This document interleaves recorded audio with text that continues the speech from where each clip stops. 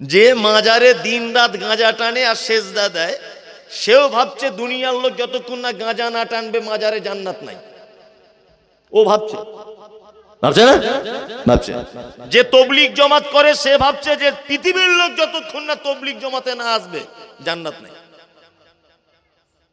ফুরফুরাওয়ালারা ভাবছে সবাই পৃথিবীর মানুষ, আমাদের ভক্ত যতক্ষণ না হবে ততক্ষণ জান্নাত নাই। কাদিয়ানীরা বলছে আমাদের সঙ্গে যতক্ষণ মানুষ না থাকবে জান্নাত নাই। এখন রাস্তা তো হাজার হাজার রাস্তা, আবার আমাদের ভারতের থেকে বাংলাদেশের রাস্তা আরো বেশি। তারা ন্যাংটক হয়ে বসে আছে। একটা লোক বলছে 5.5 লাখ ভক্ত। যে ন্যাংটক যদি 5.5 লাখ ভক্ত হয় তো কাপড়ওয়ালার অবস্থা কি?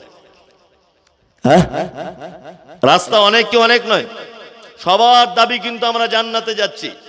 যে মাজারে গাঁজা টানছে ও কিন্তু নিজের দাবিতে অটুট, আমরা জান্নাতে চলে যাচ্ছি। যাচ্ছি কি যাচ্ছি না? যাচ্ছি। তাহলে এখন হুজুর রাস্তা তো অনেক, এখন কোন রাস্তায় যাব? মসজিদে চেয়ে এলাম, আল্লাহ সহজ সরল রাস্তা দেখাও। তো একই মসজিদে তো 3-4 রকমের দল না?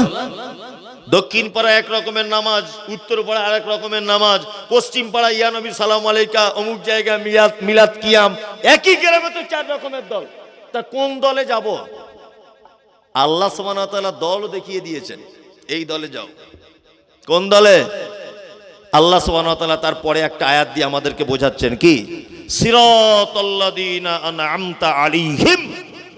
আমরা নিজেই বলি, আমরা নিজেই আবার বলি সিরাতাল্লাযীনা আনআমতা আলাইহিম।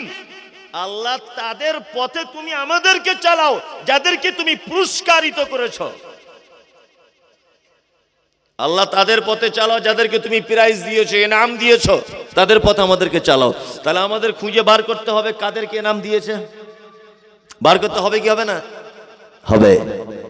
তাহলে আমি যদি খুঁজে বার যদি করে দিতে পারি তাহলে তাদের দলে থাকবে ইনশাআল্লাহ। ইনশাআল্লাহ, ইনশাআল্লাহ। কারণ আমি তো নিজেই বলি আল্লাহ তাদের পথে আমাদেরকে চালাও যাদেরকে তুমি পুরস্কারিত করেছো, এটা বলি। এখন পুরস্কার কারা পেয়েছে খুঁজে বার করতে হবে তাদের, তাই তো? চলুন এবার তাদের একবার খোঁজা যাক, তারা কোথায় থাকে, তারা কারা।